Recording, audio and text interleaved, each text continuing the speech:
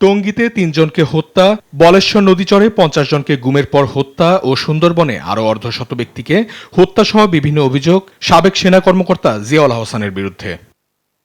বুধবার ১০৪ জনকে গুম করে হত্যার ৩টি সুনির্দিষ্ট অভিযোগে তার বিচার শুরুর আদেশ দেন আন্তর্জাতিক অপরাধ ট্রাইব্যুনাল ১। এর মাধ্যমে গুমের প্রথম মামলার বিচার শুরু হলো। সামরিক বাহিনীর অফিসারদের র্যাবের পক্ষ থেকে অভিযানে পাঠিয়ে কিভাবে তাদের চরিত্র ধ্বংস করা হয়েছে সাক্ষাতে তা উঠে আসবে বলে জানান চিফ প্রসিকিউটর তাজুল ইসলাম। আমাদের তদন্ত সংস্থা বের করেছে যে আসলে এই ভিকটিমদেরকে আগে থেকে গ্রেপ্তার করে বনের ভিতরে নিয়ে গুলি করে হত্যা করে পরবর্তীতে সাংবাদিকদের সাথে নিয়ে গিয়ে বন্দুকযুদ্ধের অভিনয় করে ভেতর থেকে লাশগুলো বের করে এনে বলতো যে এখানে তারা ক্রস ফায়ারে মারা গিয়েছে।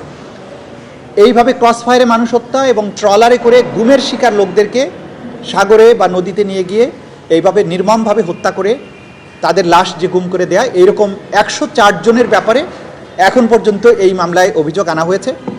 শুনানিতে নিজেকে নির্দোষ দাবি করেন জিয়াউল আহসান। আসামি পক্ষের আইনজীবী জানান জিয়াউল আহসানের বিরুদ্ধে সব অভিযোগ মিথ্যা, ভিত্তিহীন। ওনার সমস্ত কার্যক্রম ছিল লফুল, এটা কোনো সিস্টেমেটিক ওয়াইড স্প্রেড কিছুই না। এগুলো বাংলাদেশের আইন শৃঙ্খলা রক্ষা বাহিনীর যে সাধারণ কাজ সেগুলোই ছিল, এবং যে অভিযোগগুলো নিয়ে আসা হয়েছে এগুলো সবগুলোই মিথ্যা এবং ভিত্তিহীন। এর কোনো হিসাব নাই এবং এর কোনো সত্যতা নাই। এ মামলায় সাক্ষ্য দেবেন সাবেক সেনা প্রধান ইকবাল করিম ভূঁইয়া। আরেকটি গুমের মামলায় ডিজিএফআই এর দায়িত্ব পালন করা ৭ সেনা কর্মকর্তার জামিন আবেদন করা হয়েছে। আবু সাইদ হত্যা মামলার তদন্ত কর্মকর্তাকে জেরা শেষ করা হয়েছে। অঙ্কন চৌধুরী, দেশ টিভি, ঢাকা।